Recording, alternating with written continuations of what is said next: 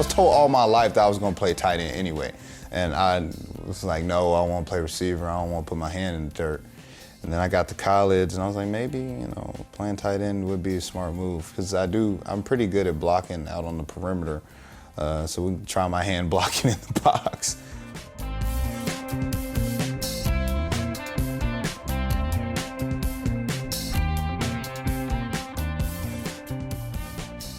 In perhaps the room with the most changes this offseason, Trey Knox was a big addition for the tight end group in 2023.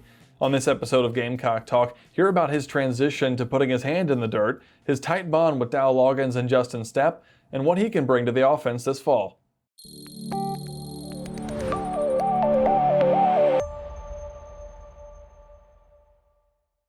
All right, well, Trey, first off, I might pronounce this wrong, so tell me, you're from Murfreesboro? Is that right? Perfect. I nailed it? Yeah. Tell me about Murfreesboro, because I don't think I'd heard of it, but it's not tiny. It's not a small town, It's really. not super small. So Middle Tennessee State University is there. It's really right outside of Nashville, 20 minutes, 30 minutes, so not too far from Nashville. Good sized population is growing. It's like one of the top 5 most growing cities in the nation or something like that. It's crazy. And every time I go home, it's like 10 new buildings been built, and I'm like, bro, I don't recognize this city anymore. But it's pretty big. We have 10 high schools in Murfreesboro, so not small. So I should know about it, is what you're saying? No, I'm not saying my this geography is is not great. No, I'm not saying all that. Yeah. Oh, that's cool. So how do you think it compares to Columbia, just in terms? You've only been here for a little bit, but I feel the same way about Columbia. You said every time you go home, there's 10 new buildings that pop up. It kind of feels the same way sometimes here too. Yeah. So I think they're pretty similar, honestly. Same size, close enough. Only thing the difference is this is state capital. Murfreesboro's not, but the people are great. Good food was the biggest thing. It's the food is so good. Yeah, but it's just like home. Yeah. Well, tell me about growing up then, and tell me about your family a little bit. So mom's teacher, dad worked for the electric company. He doesn't work now, but 2 younger sisters, they're still together. So 5 people household. Was very blessed that my parents are still together, and that they did everything that they could for me, and whatever I needed, they provided. So just very blessed that I had those 2 people in my life, and still in my life as I move forward. How much did they influence you and your siblings too, just growing up? Well, I'm the eldest of all, so I really was bullying my little sisters. I'm just playing. Chill out. But my parents, my dad loved football, so I think that's really where he wanted me to go anyway. But just raised me to be a good dude, great man, and have good manners. I think that takes you a long way in life. Just doing the little things right.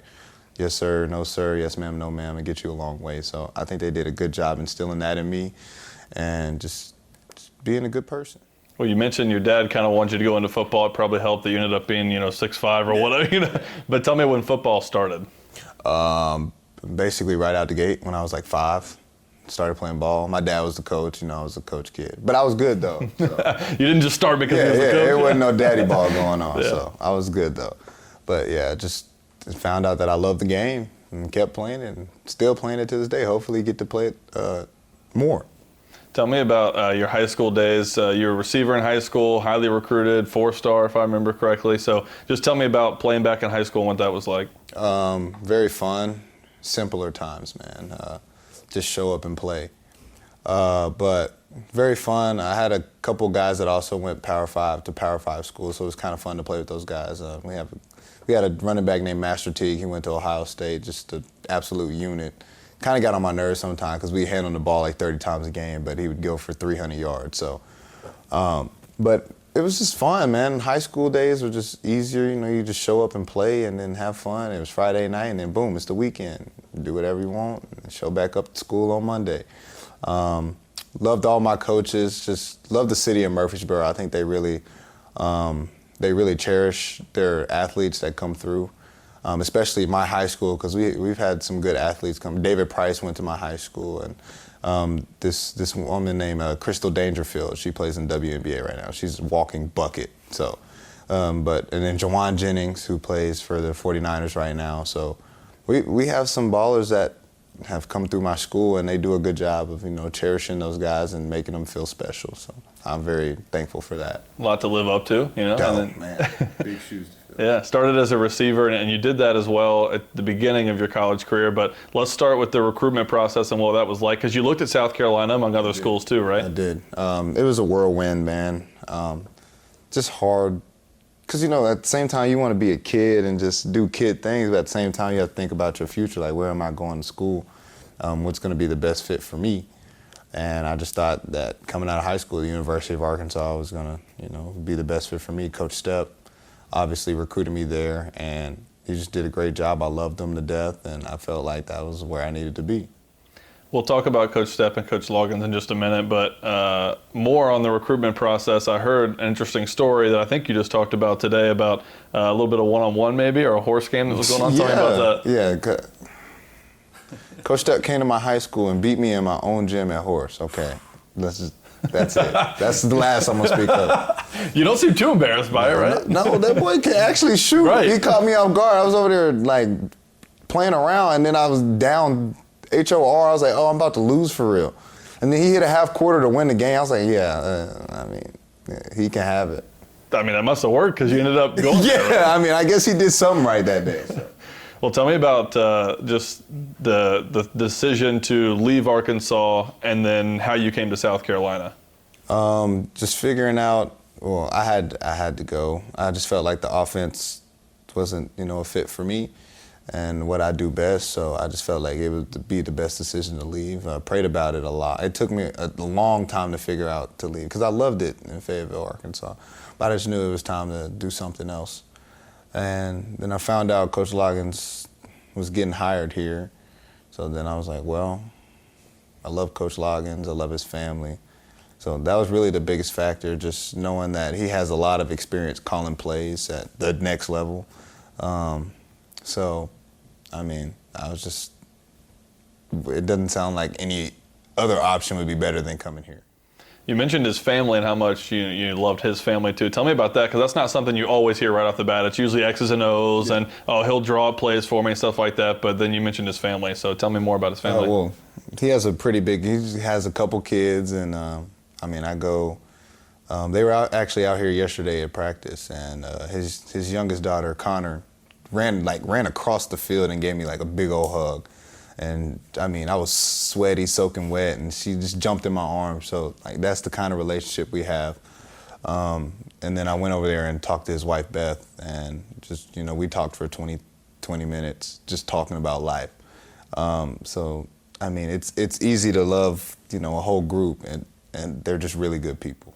As somebody who's been around college football as long as you have now, and you're a graduate, transfer, is that normal in college football to have those relationships that tight, or have that many, good relationships with families? No, I would feel like that's abnormal, but that just speaks to the kind of people that Coach Loggins and his family are. And same thing with the Stepps too. I was the same way. I used to go over Coach Stepp's house and play with little Cortland. I don't know Allie too well, but because she was born as he was taking the job here. So,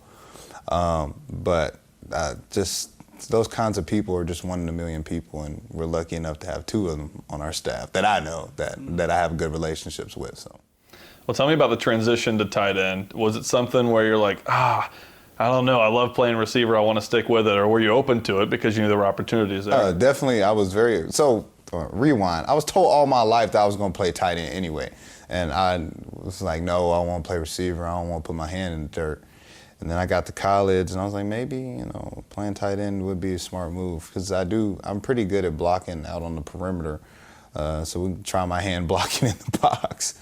So I suggested it to Coach Pittman at the time, and he said it was go. And so I went in the tight end room the next day, and the rest is history. Tell me what you like about playing tight end over receiver.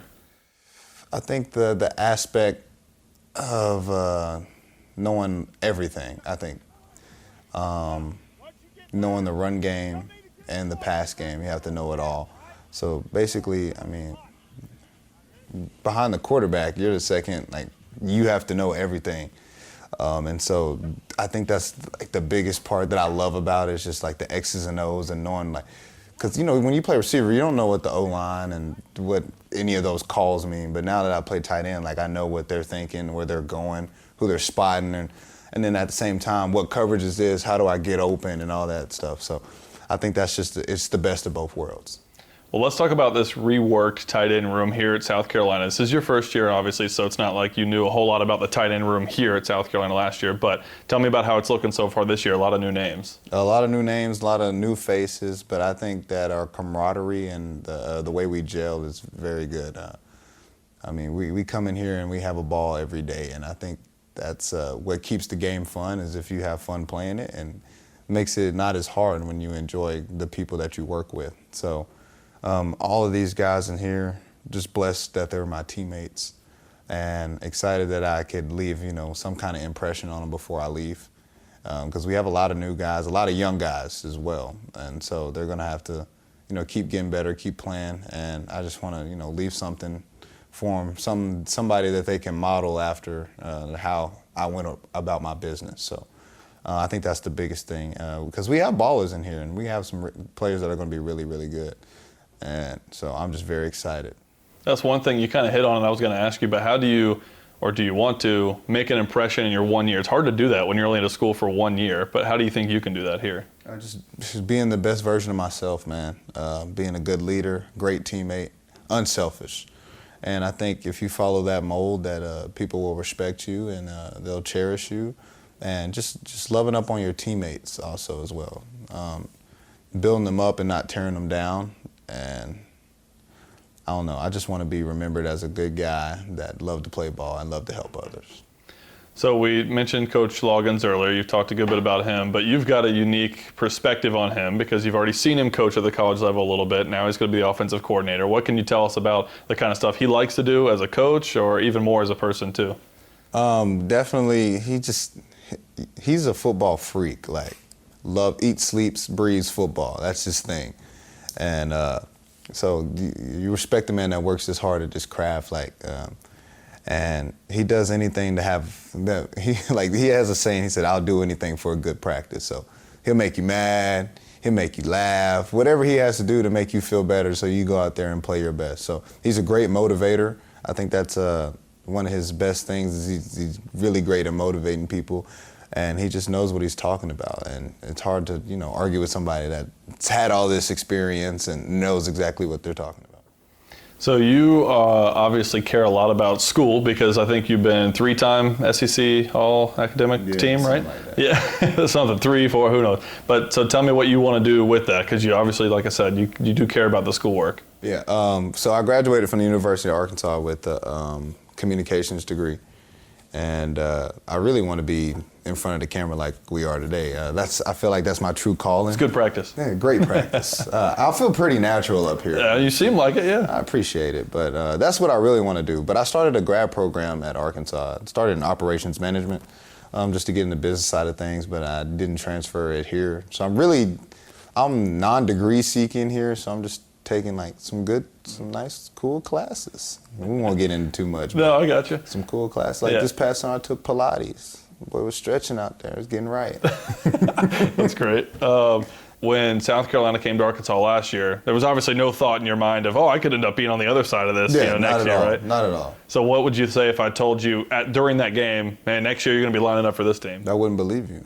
But here we are. I'm talking to you right now, right. So it happened. So I've also noticed that you're big into animals, right? I think you had an NIL deal with PetSmart. Do you still? No, I did. Yeah, I got you. That's all right. But let's talk about just your love for animals and how that started, and I assume it's still a thing. Yeah, so I had a dog. Unfortunately, she passed 2 years ago now.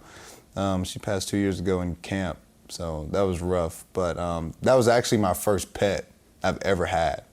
Our first animal, and I loved her to death, man. She was all white, blue-eyed husky, and I couldn't go anywhere without her. So I think that having that first pet, she was just family to me, and losing her was rough for a while because we go walk. She just gave me energy. When I come home from football and didn't want to do anything, I'd see her face and be like, well, look at this thing. Let's go walk, or let's go play fetch or something. So I think I just that she caused that love for animals and I. So I try to do, everything I can to help animals everywhere. I saw a video of you at a animal shelter, I think, one time a couple years ago too. So it's not just dogs; you really care about all animals. And we also did like a fundraiser for the animal shelters, buying them supplies and things for the animals. I really care about animals. Random question for you. So in high school, I think you're number 13, Arkansas 7, here 1. Is there any rhyme or reason, or it's just what's available? Or? I ain't gonna lie. The one was, I didn't even know I was gonna get it. Coach Beamer texted me like, what number you want? Give me your top 3 choices. Well, I said, I can't get 7. Or Spencer and I are gonna have to get in a fist fight to the death to right. see who gets 7. It's like, all right, well, maybe let's do 1 and 3. I was like, can't get 3.